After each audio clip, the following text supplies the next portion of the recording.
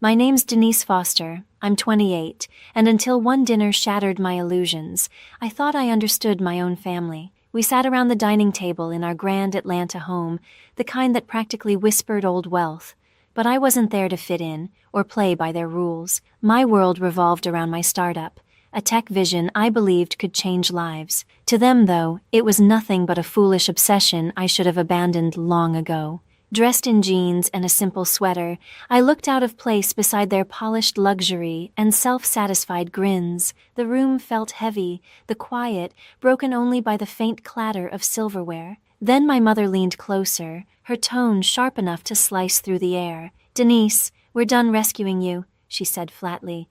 "We're not your bank anymore." My father gave a stiff nod, his gaze distant and cold, as if I were some failed investment. My sister's laugh followed, light, cruel, and meant to sting, as she reminded me I'd never reach her level. They thought they were humbling me, showing me my place, but I stayed calm, my phone buzzing quietly in my pocket with a message that would soon rewrite everything they thought they knew. They couldn't guess what was coming, nor that I now held the leverage over all they treasured. If you think their arrogance lasted, stay with me. This story is about to turn their smirks into silence, and if you're curious how I twisted their words back on them, make sure to hit subscribe and tap the bell, because what comes next will leave you stunned. Just as the first appetizers arrived, my mother's voice dropped to a chill. "Denise, that little tech fantasy of yours is a waste of time," she said, cutting through the soft clink of crystal and glass. Her gaze cut straight through me, filled with the kind of disappointment that made it seem like my ambition to build a startup was a personal offense. Mom leaned back, the light from the chandelier catching the diamonds at her neck as she sighed. "You're almost 30. When will you finally grow up and get a real job?" she asked, each word laced with frustration. Dad followed immediately, placing his wine glass on the table with deliberate calm, his expression severe, like a judge delivering a sentence. "Your sister's out there closing million-dollar deals in real estate," he said, motioning toward Tracy, who sat smirking like she'd already won. "That's what success looks like, Denise, not some app that hasn't earned a cent." His tone sliced deeper than he realized, but I kept my face unreadable, my hands resting neatly in my lap. I refused to give them the satisfaction of seeing me flinch, and of course, Tracy couldn't resist twisting the knife. She flipped her hair, her gold bracelet flashing under the light as she launched into her favorite subject, herself. "Just signed a contract for a downtown condo project," she announced proudly, her voice thick with self-importance. "7 figures, Denise," she added, pausing just long enough for it to sting. "That's the kind of money you'll never see chasing your childish dreams." Her laughter cut through the air, sharp and cruel enough to twist my stomach. "Still living off our leftovers, huh? Always begging for help." Mom gave a stiff nod, her lips pressed into a thin line. "We've gone too easy on you," she said, folding her napkin with slow precision. "Tracy's right, you can't depend on us forever." The words landed like blows, but I stayed still. I'd heard the same chorus every holiday, every so-called family dinner, a script they never tired of performing. To them, I was the weak one, the embarrassment who didn't fit their picture-perfect high society image. Dad leaned in, his tone firm but self-righteous. "It's time you stood on your own, Denise. No more safety net. You need to learn what it means to earn something." His voice carried the authority of someone pretending he'd clawed his way up, though every inch of his comfort had come from inherited wealth. The house, the cars, even the wine in his glass. I felt the hypocrisy like a cold wind, but said nothing, letting their words wash over me. Tracy wasn't done. She took a slow sip of wine, amusement flickering in her eyes. "Maybe follow my example," she said smoothly. "Get your real estate license, start small, actually contribute to this family." Her tone dripped with condescension. "You're not built for this startup fantasy. It's embarrassing, honestly." My jaw tightened as my hands gripped the chair. I'd grown used to their judgment, but tonight, every insult dug deeper. Each one a reminder of how little they believed in me. They saw me as a burden, a dreamer destined to fail. But I wasn't there to defend myself or seek validation. My phone in my pocket felt heavier than ever, a quiet symbol of what they couldn't yet imagine. They thought their wealth gave them control over my future. that their money and opinions shaped the limits of my life. The dining room pulsed with their smug confidence, Mom's sharp looks, Dad's patronizing tone, Tracy's gleeful cruelty. They believed they'd won. I let them talk. Every word was another shovel of dirt on their own grave. When the time came to toast, glasses clinking in arrogant unity, my phone vibrated. I glanced down and froze for a heartbeat at the name flashing on the screen, Margaret Lee, Trust Fund Manager. Her message was short but devastating. Approve monthly allowances for Edward, Nancy, and Tracy Foster, $20,000 each. Sliding the phone back into my pocket, I felt calm settle over me. The balance of power had just shifted. They thought they'd humiliated me, but soon they'd understand exactly who held their future in her hands. Across the room, I caught Shannon Reed's eye. My closest friend and partner in the startup knew exactly what this night meant. She'd stood beside me through endless nights of coding, every nerve-wracking investor pitch, every setback that nearly broke us. I gave her a small nod, and without a word, she excused herself from her conversation and joined me by the bar. "They're not ready for what's coming," she murmured, her voice low but brimming with electricity. "They have no clue you're the one in control here." I leaned in slightly, keeping my tone even. "They've been living off my choices for years," I said, watching Mom, Dad, and Tracy laugh among their glittering circle of friends. It's time they finally understood. Just then, the dining room doors swung open. Margaret Lee entered, her heels striking the marble floor in crisp, deliberate beats. She carried a slim leather folder, her expression composed, yet charged with purpose, as if she'd come to deliver a reckoning. The hum of conversation faded. Guests glanced around, sensing the shift. Mom's smile faltered, suspicion flickering in her eyes. Dad set his wine glass down, his posture stiffening. Tracy stopped mid-sentence, her gaze darting to the newcomer. "Miss Foster," Margaret began, her clear, firm voice cutting through the air, "I need your authorization for the trust fund disbursements." She opened the folder, revealing neatly arranged documents stamped with the family trust seal. Every head in the room turned toward me, confusion rippling like a current. Dad broke the silence with a harsh laugh. "This is ridiculous," he scoffed. "Denise, managing the trust, she's a dreamer chasing a failing app." Mom's voice rose, brittle and strained. "There must be a mistake, Margaret. Our daughter doesn't control our finances. She can barely handle her own." Tracy crossed her arms, smirking. "Is this supposed to be a joke? Denise, in charge of our money? Please." Margaret didn't blink. Calmly, she slid a document across the table and tapped a highlighted line. "Miss Denise Foster has been the sole trustee of the $20 million Foster Family Trust since the age of 25, she stated, her voice precise and unwavering. "She manages all assets, the estate, the vehicles, and the monthly disbursements of $20,000 each. No funds are released without her consent." The room fell utterly still. Dad's complexion drained of color, his authority collapsing in an instant. Mom's hand flew to her necklace as if to steady herself.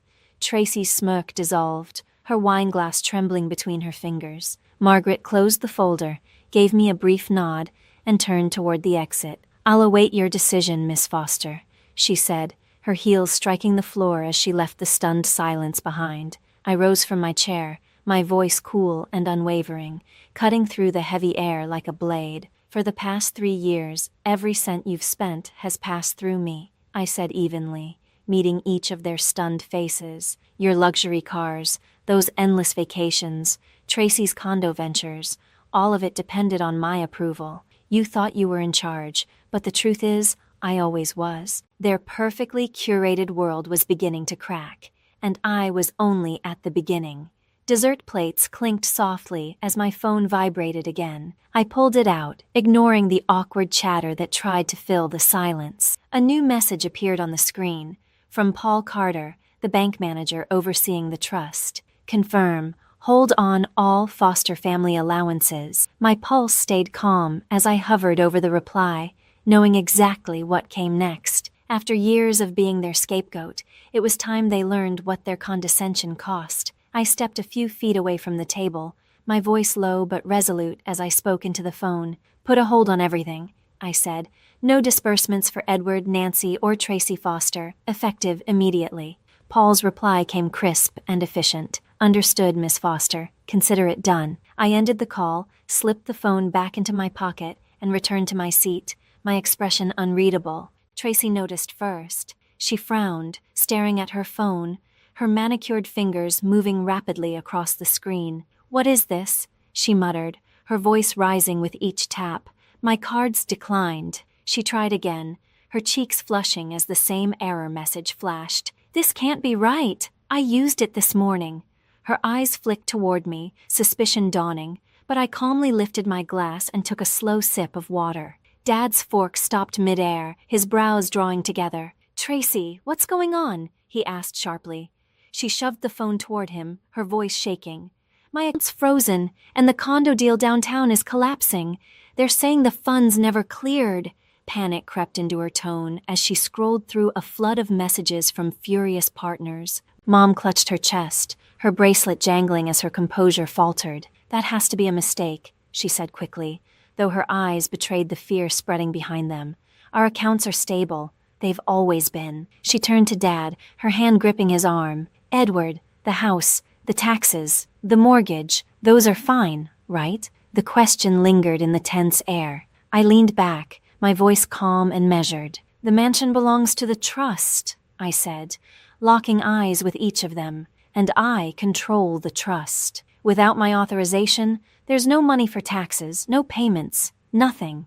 Dad's color drained. The confident patriarch facade cracked as uncertainty took its place. "That's absurd," he muttered, but the weakness in his voice said otherwise. "We don't need your permission to live our lives," Tracy burst out, her voice tight with panic. "You're bluffing.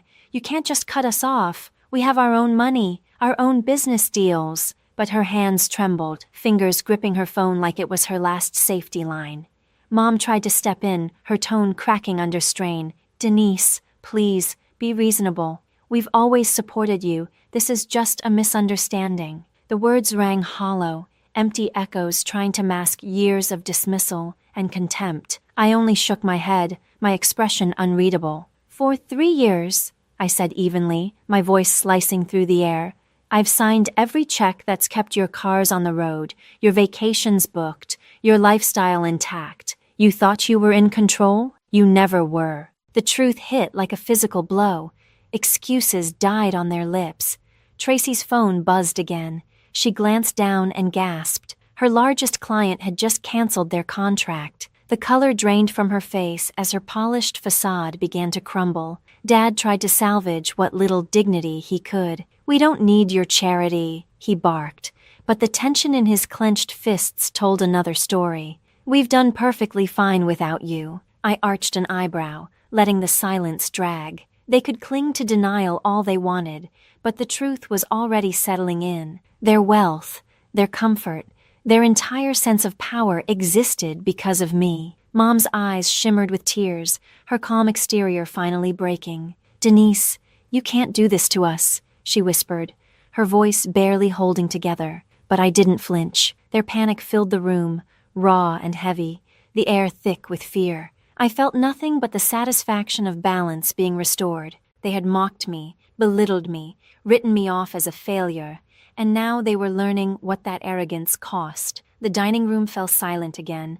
the tension broken only by the soft ping of my phone. I glanced at the screen, my chest tightening as I saw the sender, a venture capitalist I'd pitched to the year before. The subject line hit like ice water. "Concerns about your startup's credibility." My jaw tightened as I read. Tracy had sabotaged me. She'd told investors my company was a scam, a desperate money grab. Her lies had tanked a crucial funding round and nearly killed my business before it even launched. I looked up slowly, my gaze locking on hers. "You told investors my startup was a fraud," I said, my voice low, sharp, and unwavering. Her face went ashen, lips parting in a silent denial. But I raised my phone, the email glowing in my hand like a confession. "This came from one of them," I continued. "They heard it directly from you." The room fell dead quiet. Guests stopped whispering, every eye fixed on Tracy as she stammered, her hands trembling uncontrollably. "That's a lie," Tracy snapped, but her voice wavered, betraying the truth she was trying to bury. Mom's eyes darted between us, her expression torn between guilt and defiance. "Denise, she was only protecting our family's reputation," she said, her tone trembling but still trying to sound firm. "Your startup, it's risky. She was thinking about what was best for all of us." Dad nodded stiffly, his jaw tight. "She didn't mean any harm," he added, voice low, almost pleading. "Tracy was just trying to keep our name out of gossip. You know how fast things spread in our circles." Their words hit harder than I expected. They weren't just excusing her, they were defending her. They knew she'd sabotaged my dream, poisoned my reputation, and they still stood by her. Tracy seized on their support, her tone turning frantic. "I had to, Denise!" she shouted, her eyes wild.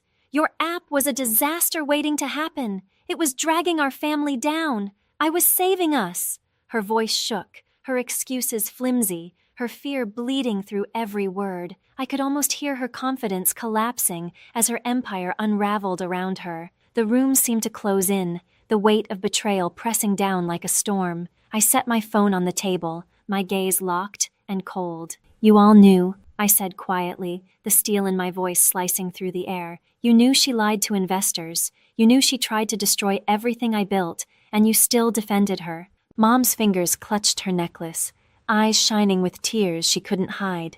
She said nothing. Dad looked away, his silence louder than any denial.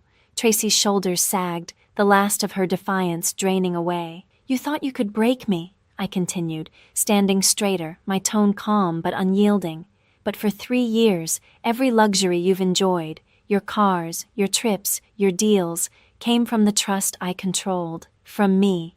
And now I'm done." The word hung in the air like a final sentence. No more allowances, no more trust fund, not a cent. Mom gasped, both hands flying to her mouth. Dad's face fell, the confident patriarch replaced by a man stripped bare. Tracy's phone slipped from her grip, hitting the table with a hollow thud. Their world, built on arrogance and deceit, was finally cracking apart, and I felt nothing but clarity. They had chosen lies over loyalty, image over truth, and now they would live with the fallout. Their devotion had never been to family, only to the illusion of perfection. As the last guests drifted away, I rose from my chair. The room was silent now, heavy and still. Mom, Dad, and Tracy sat motionless, their eyes blank, their power gone. I'd listened to their excuses for years, but not anymore. It was time to close this chapter. I squared my shoulders, my voice steady and final as I spoke. The voice of someone who no longer needed their approval, their wealth, or their world. "The $20 million trust is under my control," I said, meeting each of their eyes without blinking. "And starting today, every cent goes into my company. The same one you mocked, the one you said would never succeed. That's where the money belongs. Not $1 of it goes to you. Not now, not ever." My words sliced through the silence like glass. Mom's breath hitched, her hand flying to her chest, but I didn't soften. This wasn't cruelty, it was accountability. Dad's voice broke the stillness, rough and trembling. "Denise, the mansion," he said, desperation creeping in. "If you cut off the funds, we can't pay the property taxes. They'll seize it."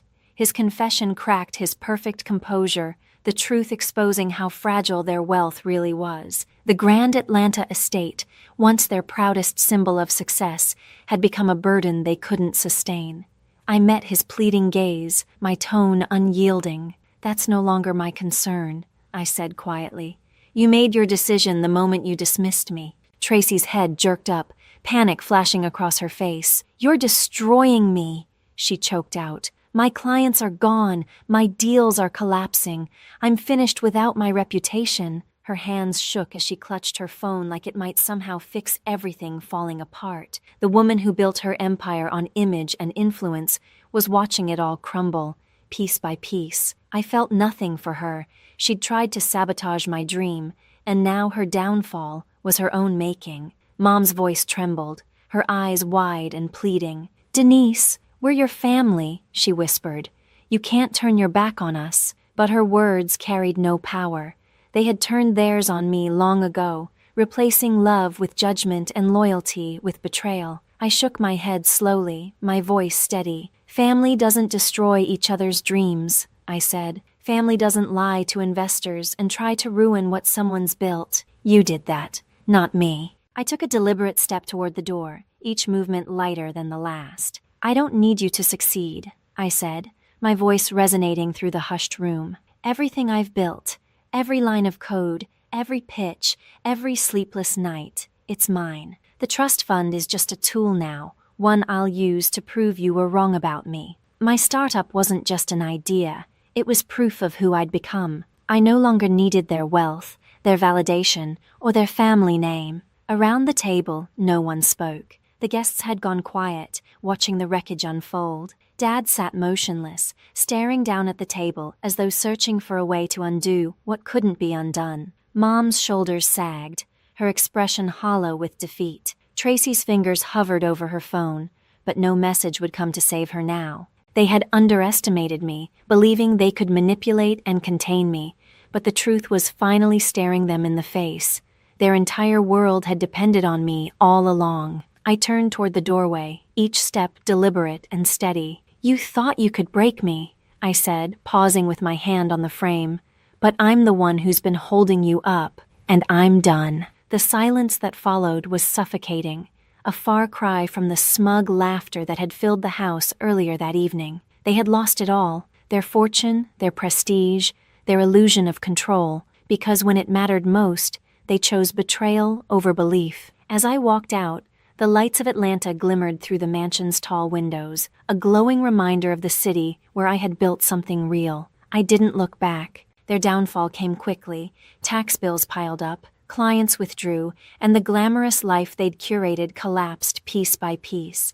I was finally free, ready to create something larger than their narrow world, fueled by my own resilience and the trust I now commanded. 6 months later, I stood in my new office, overlooking that same skyline. The space buzzed with energy, monitors glowing, ideas flying, a team united by purpose. My company's logo shone proudly on the wall, a symbol of everything I'd fought for. What was once mocked as a foolish dream had grown into one of Atlanta's most promising tech ventures, praised in local publications as a disruptor in its field. The $20 million trust, once a safety net for my family's indulgence, had become the foundation of innovation, rebuilt through my labor, my risks, my vision. Pride swelled in me, not just for the success, but for the quiet justice of proving them wrong. Meanwhile, Mom and Dad's empire had shrunk to nothing. Without the trust's support, they lost their mansion to unpaid taxes, forced to sell it at a loss. They'd traded their marble halls and panoramic views for a small apartment far from the city center. Word reached me through mutual friends. They now lived modestly, counting every dollar, surviving on Dad's fading investments and Mom's occasional consulting jobs. The life of galas and luxury had been replaced by thrift stores and discount groceries. Tracy's fall was even more brutal. Her reputation, once spotless, was ruined. Her clients vanished, her accounts frozen, and her high-end career dissolved. She ended up behind a desk at a small management office, pushing paperwork for a fraction of what she used to earn. The designer bags, the magazine features, the invitations, all gone, replaced by hushed whispers at industry events. She'd called once, leaving a voicemail I never returned. Her betrayal, the lies she spread about my company, still cut too deep. Through it all, Shannon Reed never wavered. My closest friend, my partner in this journey. She had been there through every late night, every failed pitch, every small victory. As we reviewed the latest growth charts, she smiled, her eyes bright with pride. "We did it, Denise," she said, warmth in her voice. "Not them, not the trust, just us." I smiled back, grateful, not just for the success, but for the people who truly believed. Our startup wasn't just staying afloat anymore. It was soaring. New investors were lining up. Downloads were climbing by the thousands, and the buzz around our app was growing louder every day. Shannon's faith in me had been the steady ground beneath my feet when my own family tried to tear everything apart. As I stood by the window watching the city pulse with life, I realized there was a lesson I'd earned the hard way, one I wanted others to hear. Never assume someone is powerless, because the person you underestimate might be the one holding your future. My family had tried to control me, dismiss my vision, and even sabotage my work. But they'd been wrong about me all along. Real success, I'd learned, doesn't come from approval or inheritance. It comes from belief in yourself when no one else sees your worth. I'd built something real, not out of their wealth or their praise, but out of my own persistence, courage, and unshakable will. What happened to them wasn't revenge.